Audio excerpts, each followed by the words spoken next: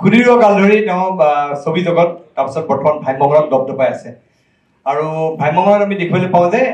তেওঁ শ্ব'ৰ পাছত শ্ব' কৰে মানে 3টা শ্ব'টো কমত তাতকৈ 4টা 5টালৈ শ্ব' কৰিবলৈ পাৰে শ্ব' কৰিবলগীয়া হয় আৰু প্ৰত্যেকবাৰ প্ৰস্তুতি যোনে নাটক দেখিছে নাটক চালে গম পায় যে কিমান কষ্ট পৰিশ্ৰম সংগ্ৰাম কৰিবলগীয়া হয় এটা চৰিত্ৰৰ কাৰণে আৰু চৰিত্ৰৰ মাজত প্ৰস্তুতি সোমাই পৰে এতিয়া প্ৰস্তুতিৰ পৰা মই কথা জানিব বিচাৰিছোঁ যে প্ৰস্তুতিৰ এই যিটো ষ্টেমিনা আৰু ৰহিছে কি কাৰণ প্ৰস্তুতিক আমি আজিৰ পৰা 15-20 বছৰ আগতে যি ৰূপত দেখিছিলোঁ আজিও সেই ৰূপতে প্ৰস্তুতিয়ে দপদপাই আছে প্ৰস্তুতিৰ পৰা জানিব বিচাৰিছোঁ আৰু ৰহস্য আৰু যাতে 15টা 20 বছৰমান দেখা পায় তেনেকৈ সেইটোৱেই ঈশ্বৰৰ ওচৰত প্ৰাৰ্থনা জনাব আচলতে মই ভাবোঁ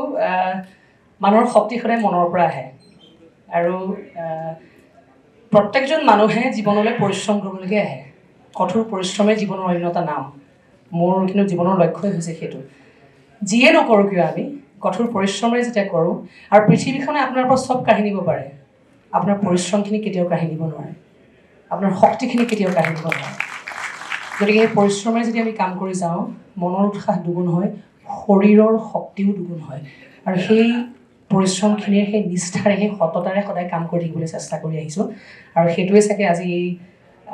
20 বছৰ 25 বছৰ বা অনাগত ঈশ্বৰে যদি লৈ যায় আৰু 30 বছৰ যদি কাম কৰি থাকিব পাৰোঁ সেই পৰিশ্ৰমেই মূল মন্ত্ৰ হৈ থাকিব ধন্যবাদ